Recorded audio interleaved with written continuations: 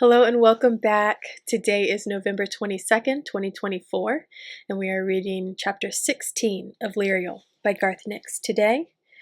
And I'm going to get right into it today. Again, I have a lot of things to do, and I want as much time as possible to get them done today. So let's get started. Chapter 16, Into Death. Apart from the distant roar of the waterfall that marked the first gate, it was completely silent in death. Sam stood still, staying close to the border with life, listening and looking, but he couldn't see very far in the peculiar gray light that seemed to flatten everything out and warp perspective. All he could see was the river around him, the water completely dark, save where it rushed in white rapids around his knees. Carefully, Sam began to walk around the very edge of death, fighting the current that tried to suck him under and carry him off. He guessed that the necromancer would also be staying close to the border with life, though there was no guarantee that Sam was going in the right direction to find him or her. He wasn't skilled enough to know where he was in death in relation to life, except for the point where he would return to his own body. He moved much more warily than he had when last in death. That was a year past, with his mother, the abhorsen, at his side. It felt very different now that he was alone and unarmed. It was true he could gain some control over the dead by whistling or clapping his hands, but without the bells he could neither command nor banish them. And while he was a more than proficient charter mage, this necromancer could easily be a free magic adept, completely outclassing him. His only real chance would be to creep up on the necromancer and catch him unawares. And that would be possible only if the necromancer were totally focused on finding and binding dead spirits. Even worse, Sam realized, he was making a lot of noise by wading at right angles to the current. No matter how slowly he tried to wade, he couldn't help splashing. It was hard work, too, physically and mentally, as the river tugged at him and filled him with thoughts of weariness and defeat. It would be easier to lie down and let the river take him. He could never win. Samuth scowled and forced himself to keep wading, suppressing the morbid pressure on his mind. There was still no sign of the necromancer, and Sam began to worry that his enemy might not be in death at all. Perhaps he was out there in life even now, directing the dead to attack. Nick and the sergeant would do their best to protect his body, Sam knew, but they would be defenseless against the free magic of the necromancer. For a moment, Sam thought about going back. Then a slight sound returned all his attention to death. He heard a distant, pure note that seemed far away at first, but was moving rapidly towards him. Then he saw the ripples that accompanied the sound, ripples that ran at a right angle to the flow of the river, straight towards him. Sam clapped his hands to his ears, grinding his palms into his head. He knew that long, clear call. It came from Kibbeth, the third of the 7 bells. Kibbeth, the walker. The single note slid between Sam's fingers and into his ears, filling his mind with its strength and purity. Then the note changed and became a whole series of sounds that were almost the same, but not. Together they formed a rhythm that shot through Sam's limbs, tweaking a muscle here and a muscle there, rocking him forward, whether he liked it or not. Desperately, Sam tried to purse his lips, to whistle a counterspell, or even just a random noise that might disrupt the bell's call. But his cheeks wouldn't move, and his legs were already stumping through the water, carrying him quickly towards the source of the sound, towards the wielder of the bell. Too quickly, for the river found its chance in Sam's sudden clumsiness. The current surged and wove itself between Sam's feet. Caught on one leg, he teetered for a moment, then went over like a bowling pin, crashing into the river. The cold stabbed into him like 1,000 thin knives, all over his body. Kibbeth's call was cut off in that moment, but it still held him, as if he were a fish on a line. Kibbeth tried to walk him back, even as the current tried to keep him in its grip. Sam himself fought only to get his head clear, to get a breath of air before he was forced to take a breath of water. But the effects of the bell and the current were too much, locking him in a struggle in which he could not control his body. And while he could no longer hear Kibbeth, his whole body trembled, shot through with the tremendous power of the first gate, the waterfall that was sucking him deeper and closer with every second. Desperately, Sam thrust his face towards the surface, and for a moment he broke free to snatch a breath. But at that instant, he heard the roar of the gate rise to a crescendo. He was too close, he knew, and at any moment he would be swept through the gate. Without bells, he would be easy prey for any denizen of the second precinct. Even if he escaped them, he was probably already too weak to resist the pull of the river. It would take him on, all the way through, to the 9th gate, and the ultimate death that lay beyond. Then something grabbed his right wrist, and he came to a sudden stop, the river raging and frothing impotently about him. Sam almost struggled against his rescuer, for fear of what it might be, but his fear of the river was greater, and he needed to breathe so desperately that he could think of nothing else. So he simply fought to get a proper footing and cough up at least some of the water that had managed to get into his throat and lungs.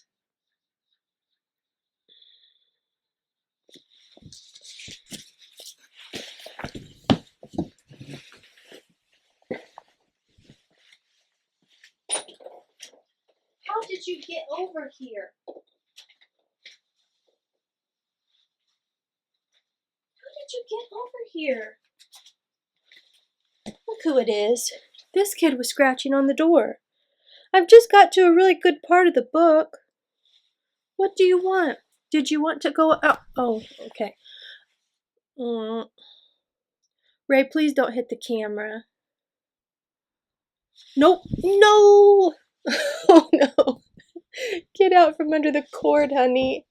Oh, Jesus. Come on. Come on, you have to go get Nana. Let's go. One moment, please. Sorry about that. Okay, let's see if I can find where we were. Move my camera back. Okay. Happy cat cameo. Okay, where were we? I'm going to reread a little bit. All right.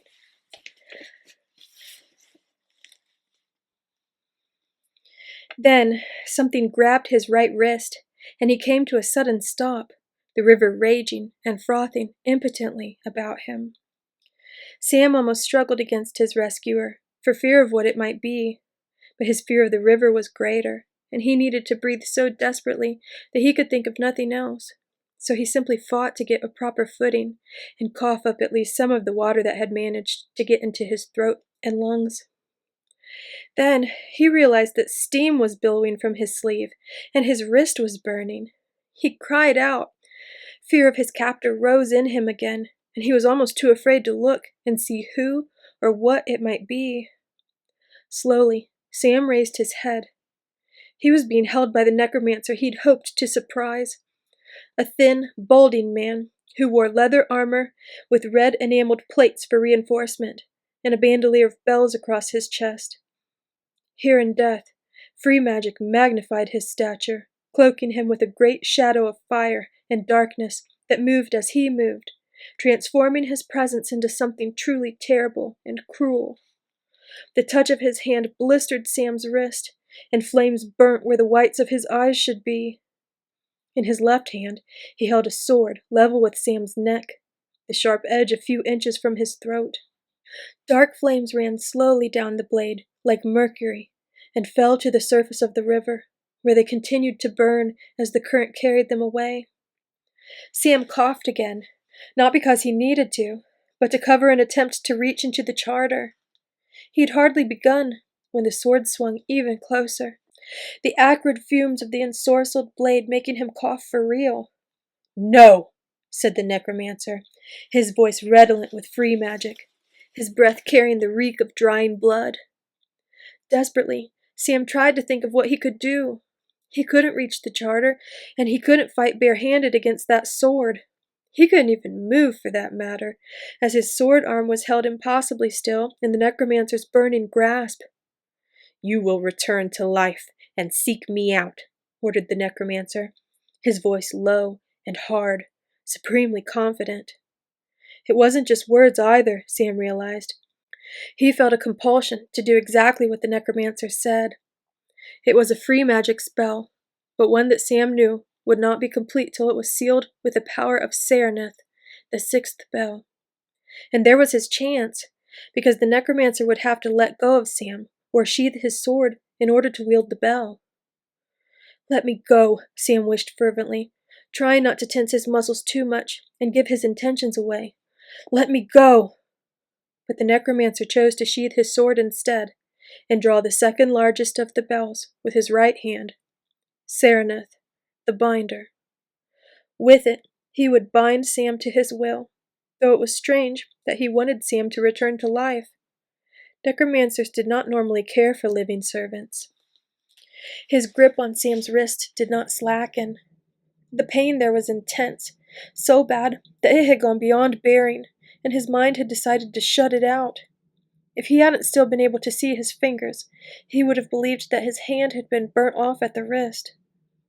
The necromancer carefully opened the pouch that held Sereneth, but before he could transfer his grip to grasp the bell by its clapper and pull it out, Sam threw himself backwards and scissored his legs around the necromancer's waist. Both of them plunged into the icy water, the necromancer sending up a huge plume of steam as he hit. Sam was underneath, the water instantly filling his mouth and nose, beating at the last breath in his lungs. He could feel the flesh of his thighs burning, even through the cold, but he did not let go. He felt the necromancer twisting and turning to get free, and through half-closed eyes, he saw that under the river, the necromancer was a shape of fire and darkness, more monstrous and much less human than he had seemed before. With his free hand, Sam desperately clawed at the necromancer's bandolier, trying to get one of the bells, but they felt strange, the ebony handles biting to his touch, quite unlike the smooth, charter-spelled mahogany of his mother's bells. His fingers couldn't close on any handle. His legs were slowly being unlocked by the necromancer's inhuman strength. The grip on his wrist was unrelenting, and his breath was almost gone. Then the current quickened, picking them both up and turning them into a dizzy spin, till Sam couldn't tell which way he could stretch to find a breath. Then they were hurtling down through the waterfall of the first gate. The waterfall spun them about viciously, and then they were in the second precinct, and Sam couldn't hold the necromancer anymore. The man got free of Sam's scissored legs and elbowed Sam savagely in the stomach, driving the last pathetic remnant of air from his lungs in one choked-off explosion of bubbles. Sam tried to hit back, but he was already sucking in water instead of air, and his strength was almost gone. He felt the necromancer let go and slip away from him, moving through the water like a snake, and he lost all thought save the desperate urge for survival. A second later, he broke the surface, coughing madly, getting as much water as air. At the same time, he fought to keep his balance against the current and locate his enemy. Hope sparked in him as he caught no sign of the necromancer, and he seemed to be close to the first gate. It was hard to tell in the second precinct, where some quality of the light made it impossible to see farther than you could touch. But Sam could see the froth of the waterfall, and when he stumbled forward, he touched the rushing water of the first gate, and all he had to remember was the spell that would let him pass. It was from the Book of the Dead, which he had begun to study last year. As he thought of it, pages appeared in his mind, the words of the free magic spell shining, ready for him to say. He opened his mouth, and two burning hands came down on his shoulders, driving him face first into the river. This time, he had no chance of holding his breath, and his scream was nothing more than bubbles and froth, barely disturbing the flow of the river. It was pain that brought him back to consciousness, pain in his ankles, and a strange feeling in his head. It took him a moment to realize that he was still in death, but back at the border with life. and the necromancer was holding him upside down by the ankles, water still pouring from his ears and nose. The necromancer was speaking again, speaking words of power that rose up around Sam like bands of steel. He could feel them pressing against him, making him their prisoner, and he knew that he should try to resist. But he couldn't. He could barely keep his eyes open, even that small thing taking all the willpower and energy he had left. Still, the necromancer kept on speaking, the words weaving around and around him, till Sam finally understood the single most important thing. The necromancer was sending him back into life, and this binding was to make sure that he did what he was told. But the binding didn't matter. Nothing mattered, save that he was going back to life. He didn't care that back in life he would have to follow some terrible purpose of the sorcerer. He would be back in life. The necromancer let go of one ankle, and Sam swung like a pendulum, his head just brushing the surface of the river. The necromancer seemed to have grown much taller, for he wasn't holding his arm very high. Or perhaps, Sam thought muzzily, through the pain and shock, he was the one who had shrunk. "You will come to me in life, near where the road sinks and the graves lie broken," ordered the necromancer finally, when the spell had settled on Sam so tightly that he felt like a fly trussed up by a spider. But it had to be sealed by Sereneth. Sam tried to struggle as he saw the bell come out, but his body wouldn't respond.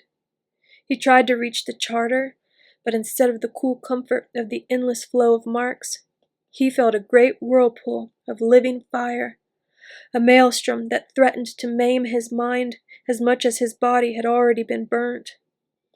Sereneth sounded, deep and low, and Sam screamed. Some instinct helped him hit the one note that would be most at discord with the bell. The scream cut through Sereneth's commanding tone, and the bell jarred in the necromancer's hand, becoming suddenly shrill and raucous. Instantly, he let go of Sam, his free hand stilling the clapper, for a bell gone awry could have disastrous consequences for its wielder. When the bell was finally still, the necromancer turned his attention back to the boy, but there was no sign of him, and no chance the current could have taken him out of sight so soon. And that's the end of chapter 16. I think Sam got back into life. Fingers crossed. So we will find out tomorrow evening at 8 p.m. Eastern Standard Time. I hope you enjoyed that reading. I did. And if you did, I would love it if you would like, comment, and subscribe. Again, thank you to all my new subscribers.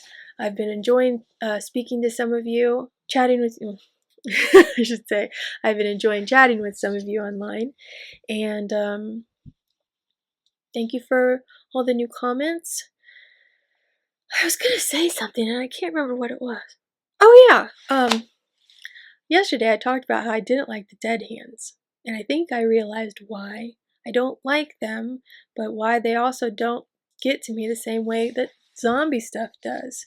I think it's because the dead hands are being controlled by the necromancers, like the evil sorcerers.